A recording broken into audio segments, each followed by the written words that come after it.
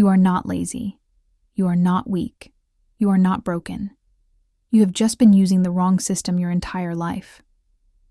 Think about it. Every time you tried to build discipline, someone told you to push harder, wake up earlier, suffer more. And what happened? You burned out. You quit.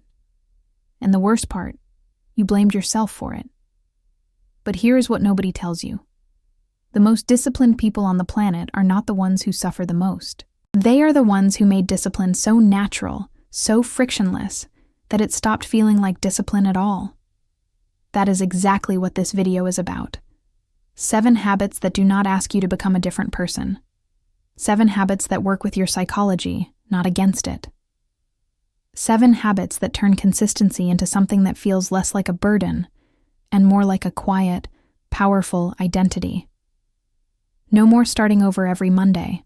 No more guilt cycles. No more all-or-nothing thinking that leaves you exactly where you started. What you are about to discover is not motivation. Motivation fades. What you are about to build is something far more reliable. A system that runs even on your worst days. Are you ready to stop fighting yourself and start designing a life that actually works? Habit 1. Your environment is smarter than your willpower. Every single day, you wake up and immediately start negotiating with yourself. Should I do it or not? Do I have the energy? Maybe tomorrow. And you call that a willpower problem. It is not. It is a design problem. Your brain is constantly scanning the environment around you, looking for the path of least resistance. That is not a flaw. That is biology. And the people who understand this do not try to override it. They use it. When the running shoes are by the door, you run. When the phone is on the nightstand, you scroll. When the healthy food is at eye level in the fridge, you eat it.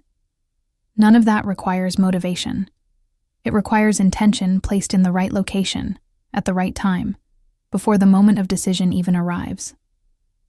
This is called environment design, and it is the foundation of effortless discipline. You are not building habits through force. You are building them through architecture.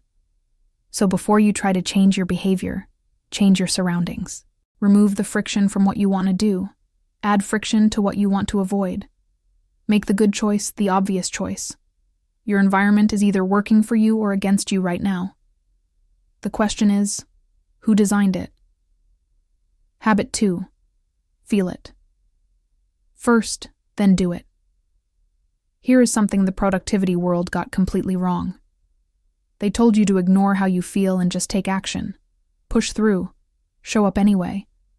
And while there is some truth in that, there is also a massive piece missing. Your emotions are not obstacles to discipline. They are data.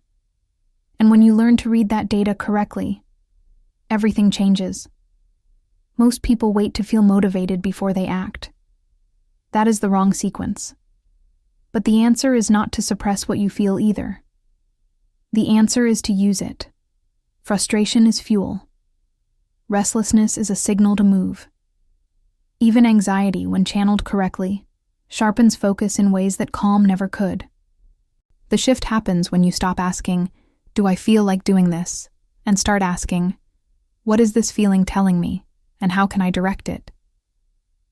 A person who understands their emotional patterns does not need perfect conditions to perform. They have learned that no emotional state is permanent, and that the window between feeling something and acting on it is where discipline actually lives. That window is about 90 seconds. Neuroscience confirms it. If you do not feed a reactive emotion within 90 seconds, it begins to lose its grip. That is your moment. Not to force action, but to choose it. Discipline is not the absence of emotion. It is emotional intelligence with direction. Habit 3. The art of the invisible habit. What if the habits that are changing your life are the ones you barely notice? Not the dramatic morning routines, not the extreme challenges. The small, quiet, almost invisible behaviors that happen without applause, without an audience, and without a single post on social media. Here is the truth. The most consistent people you admire are not consistent because they do big things every day. They are consistent because they protected the small things, even when life got messy. The 2 minutes of silence before reacting. The glass of water before the coffee. The single page read before sleep. None of these look like discipline from the outside. But compounded over months, they build a version of you that is fundamentally different from the person who waited for the perfect conditions to start. Invisible habits work because they do not trigger resistance. Your brain does not fight what it does not perceive as a threat. And small, quiet actions rarely feel threatening. They feel manageable. And manageable is what actually gets done. The danger is underestimating them. People quit invisible habits because they do not see immediate results. But that is precisely how they work. Slowly, silently, and then all at once. Stop looking for the habit that will transform you overnight. Start protecting the one that is already working, even if no one can see it yet, including you. Habit 4. Rest as a discipline strategy. What if the moment you stopped was not a failure, but the smartest move you made all day?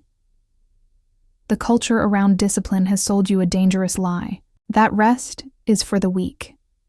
That pushing through exhaustion is a badge of honor. That stopping means quitting. And that lie has burned out more genuinely motivated people than laziness ever could. Here is what high performers actually know. Recovery is not the opposite of discipline. It is part of the strategy. The athlete who sleeps 8 hours is not being soft. They are being precise. The creative who takes a walk mid-afternoon is not wasting time. They are protecting their most valuable asset, which is a brain that actually functions. Your nervous system does not separate work stress from life stress. It accumulates everything. And when it hits its limit, it does not ask for your permission to shut down. It just does. Intentional rest is what prevents that shutdown. And there is a profound difference between rest you chose and rest that was forced on you by collapse. The Stoics understood this. Marcus Aurelius wrote about the need to return to yourself, to withdraw not in weakness, but in wisdom. Rest was never laziness to the ancient philosophers. It was preparation. So the question is not whether you can afford to rest. The question is whether you can afford not to. Because the version of you that is well rested makes better decisions, builds better habits, and goes further without breaking. Habit 5. Boredom is the real boss. What if the single biggest threat to your discipline is not failure, not laziness, not lack of motivation, but something far more ordinary? What if it is boredom? Nobody talks about this. Everyone discusses habits, systems, routines, but almost no one prepares you for the moment when everything is working, nothing is wrong, and you still want to quit. Not because it is hard, because it is repetitive. Because your brain is screaming for something new, something stimulating, something that feels like progress, even when it is just noise. That is the boredom trap. And it destroys more long-term discipline than any obstacle ever could. Here is what is actually happening. Every time you reach for your phone mid-task, every time you switch projects before finishing one, every time you add something new to your routine just to feel the excitement of starting again, you are feeding a brain that has been trained to demand constant stimulation, and a brain like that will never let you stay consistent long enough to see real results. The most disciplined people on earth are not people who never feel bored. They are people who learn to sit with boredom without running from it. They understood that mastery lives on the other side of repetition, and repetition is boring by definition. Training your tolerance for boredom is training your capacity for excellence. The mundane is not the enemy of greatness. It is the path to it. Can you stay when there is nothing exciting left to feel? Habit 6. Redefine. What winning looks like. What if you have been winning this whole time and just could not see it, because you were measuring yourself against the wrong standard? Most of the suffering attached to discipline does not come from the habits themselves. It comes from the gap between where you are and where you think you should be. That gap is not always a reflection of reality. It is often a reflection of metrics you never consciously chose. someone else's timeline, someone else's definition of success, a version of winning that was never truly yours to begin with. And when you measure your progress with the wrong ruler, you will always feel behind. You will always feel like it is not enough. You will always find a reason to start over instead of continuing what is already working. Here is the shift. Real discipline is not about hitting a number on a scale, a follower count, or a finish line someone else drew for you. It is about becoming someone who shows up. Someone who does the work even when the results are invisible. Someone whose identity is no longer dependent on external validation to stay consistent. That means rewriting your definition of a good day. A good day is not the day you performed perfectly. A good day is the day you did not quit. A good day is the day you chose the habit over the excuse, even if just barely. Smaller, more honest metrics do not make you less ambitious. They make you unstoppable. Because you stop running a race you were never meant to win and start building something that actually belongs to you. Conclusion: discipline is just freedom in disguise. Everything you just learned points to one truth that most people spend years trying to find. Discipline was never the cage, it was always the key. The version of freedom you were chasing, the one that meant doing whatever you want, whenever you want, with no structure and no consistency, that version always leads to the same place: chaos, regret, and the quiet frustration of a potential that was never fully lived. Real freedom is waking up and knowing exactly who you are.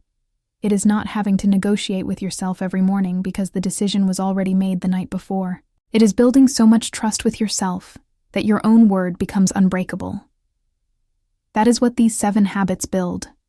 Not a perfect routine, not a flawless version of you, but a reliable one. A version of you that shows up. A version that has stopped waiting for the right moment and started creating it. The environment you design, the emotions you direct, the invisible habits you protect, the rest you allow, the boredom you endure, the metrics you rewrite. None of these are separate strategies. They are one single philosophy expressed in 7 different ways. Work with human nature, not against it. You do not need more willpower. You never did. You needed a better system. And now you have one. The only question left is the one only you can answer. What will you do with it starting today?